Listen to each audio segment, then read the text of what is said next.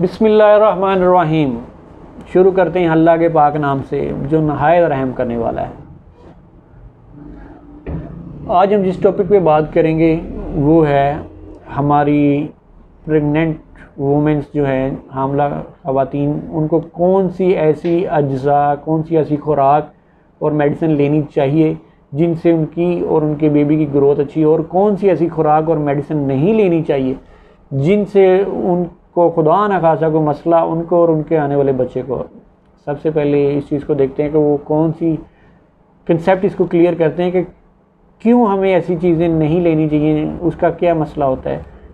کیونکہ جب حمل ٹھہرتا ہے اس کے بعد بچے کی ڈیولپمنٹ ہونا شروع ہو جاتی ہے، اور ماں جو بھی کھاتی ہے وہ ہضم ہو کے خون کے ذریعے بچے تک اس کی پلیسنٹا کے ذریعے پہنچتا ہے۔ کوئی بھی خوراک لیتی ہے، کوئی بھی میڈیسن لیتی ہے، اس کے اثرات اس کے بچے تک پہنچتے ہیں۔ اور اگر ہم کوئی ایسی خوراک یا ایسی کوئی میڈیسن لیتے ہیں جو بچے کی ڈیولپمنٹ کے لیے نہیں صحیح، اس کا نقصان اس لیے ہوتا ہے کہ اس کے آرگنز جو ہیں وہ فلی ڈیولپ نہیں ہوئے ہوتے کہ وہ اس کو ایکسیپٹ کر سکیں۔ اس کا برین ڈیولپمنٹ بھی ہوتا ہے، اس کے لنگس ڈیولپمنٹ بھی ہوتے ہیں، آل آرگنز کے ڈیولپمنٹ پروسیس میں ہوتے ہیں جو فلی طور پہ اس کی ڈیولپمنٹ کو افیکٹڈ کر سکتے ہیں اور اس کی گروتھ کو روک سکتے ہیں، جس سے بہت ساری کمپلیکیشن ماں اور بچے کے لیے ہو سکتی ہے۔ اب اس کو ہم سٹیپ بائی سٹیپ دیکھتے ہیں کہ کون سی ایسی چیز ہے، کون سی ایسی خوراک ہے جو ہم نہ استعمال کریں جس سے ہمیں ہمارے بچے کو، ہماری ماں کو مسئلہ بنے۔ سب سے پہلے تو اس میں یہ چیز ہے کہ پائن ایپل ایسا ایک فروٹ ہے جو ہمیں استعمال ہرگز نہیں کرنا چاہیے۔ اس کی وجہ کیا ہے کہ اس میں ایسا انزائم، روڈائن انزائم پایا جاتا ہے جو ہماری یوٹرس کی سروس کو بہت اسٹرک کر دیتا ہے، جس کی وجہ سے اس کی سیکنڈ اور تھرڈ ٹرائیمیسٹر میں پین ہونا شروع ہو جاتی ہے اور پری میچر لیبر اور بچے اور ماں کے لیے بہت زیادہ خطرہ بننے کے چانسز ہوتے ہیں۔ اگلی سٹیپ پہ ہے پپایا فروٹ۔ پپایا فروٹ کیا کرتا ہے، اس کی یوٹرس کی کنسٹرکشن ہوتی ہے بہت زیادہ اس کی ہونا شروع ہو جاتی ہے، کنسٹرکٹ ہو جاتا ہے، جس سے اس کے مس کیریج ہونے کے چانسز بہت زیادہ بڑھ جاتے ہیں۔ اگلی سٹیپ ہے فش۔ جو سالمن فش ہے وہ استعمال نہیں کرنی چاہیے، جس کی وجہ سے اس کا امیون سسٹم اور اس کا نروس سسٹم جو بچے کا ہے وہ بہت ڈسٹرب ہوتا ہے، جس کی اس کی گروتھ کافی حد تک ڈسٹرب ہونا شروع ہو جاتی ہے۔ اگلے سٹیپ پہ ہے را میٹ۔ جو را میٹ ہے، ہم بہت ساری ایسی چیزیں ہوتی ہیں وہ جو را میٹ میں جو ہم کک کر کے اسٹیم پہ یا ہیٹ پہ ہم کھاتے ہیں وہ نہیں لینا چاہیے، جس سے ہمارے بیکٹیریل انفیکشن ہونے کے چانسز بہت زیادہ ہو جاتے ہیں، جس کی وجہ سے ہمیں یہ مسئلہ مس کیریج کا بن سکتا ہے۔ اور کیفین، کافی نہیں لینی چاہیے کیونکہ وہ ہماری جو گروتھ ہے اس کو ڈسٹرب کرتی ہے، اس کی وجہ سے ہمیں مس کیریج کے چانسز۔ یہ ایسی خوراکیں ہیں جو ہمیں نہیں لینی چاہیے۔ اور کون سی ایسی خوراک ہے؟ سب سے پہلے ہمیں rich source of proteins, vitamins لینے چاہیے۔ عام روٹین کی نسبت ہم اپنی خوراک بہتر کریں، دودھ کا استعمال کریں، دہی کا استعمال کریں، بچوں کی ہڈیوں کی اور برین ڈیولپمنٹ کے لیے بہت امپورٹنٹ ہے۔ انار کا استعمال کریں، وہ بہت امپورٹنٹ ہے۔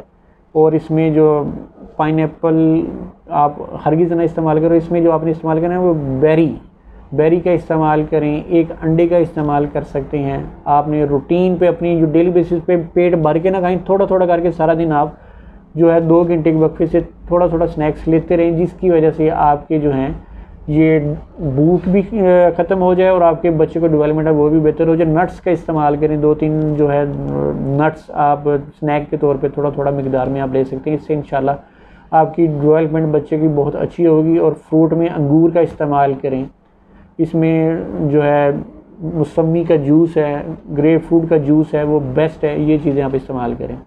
اب اس میں ہم میڈیسن ہے، میڈیسن کون سی نہیں لے سکتے، کیونکہ میڈیسن میں جو ایک 5 کیٹیگریز ہماری میڈیکل ڈپارٹمنٹ جو FDA نے اس میں بنائی ہوئی ہے، اس میں جو ایک کیٹیگری ہے وہ کنٹرولڈ ہے، اس میں پیناڈول پائی جاتی ہے۔ پیناڈول سیف ہے، پیناڈول کسی بھی وقت ہم پریگنینسی میں لے سکتے ہیں، اس کو سیف میڈیسن بولتے ہیں۔ یہ اے کیٹیگری لسٹ میں پائی جاتی ہے۔ جو بی کیٹیگری لسٹ ہوتی ہے، اب اے کیٹیگری میں کیا ہوتا ہے کہ وہ ٹرائل جو میڈیسن بننے کے بعد انسانوں اور جانوروں پہ ہوئے ہوتے ہیں وہ سیف ہوتے ہیں۔ اب جو بی کیٹیگری ہے، بی کیٹیگری میں جو انسانوں پہ ٹرائل ہوئے ہوتے ہیں وہ کسی حد تک ان سیف ہوتے ہیں، لیکن جانوروں پہ وہ سیف ہوتے ہیں، پھر بھی ہم اس کو کنسیڈر کرتے ہیں کہ ان کو ہم استعمال کر سکتے ہیں، اے اور بی کیٹیگری والے۔ اور جو سی کیٹیگری ہے یہ انسانوں اور جانوروں دونوں پہ اس کا وارم ایفیکٹ ہوتا ہے، اس لیے جو میڈیسن اس میں پائی جاتی ہے وہ ہم استعمال نہیں کر سکتے۔ اس میں اریتھروسین ہے، اس میں سلفونامائڈس ہے، اس میں میٹرونیڈازولز ہے، یہ میڈیسن سی کیٹیگریز میں اس میں پائی جاتی ہیں، ڈی کیٹیگری میں، جو ہمیں پریگنینسی کے دوران نہیں لینی چاہیے۔ بہت ساری میڈیسن ہے اس کے اے بی سی میں۔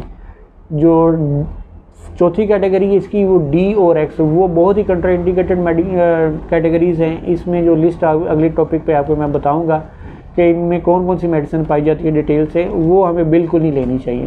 یہ جو میڈیسن ہے یہ ہمیں جو اے کیٹیگری والی میڈیسن ہے وہ آپ کو لینی چاہیے، اور بی والی آن چوائس ہے، اور سی اور ڈی والی ہمیں میڈیسن نہیں لینی چاہیے۔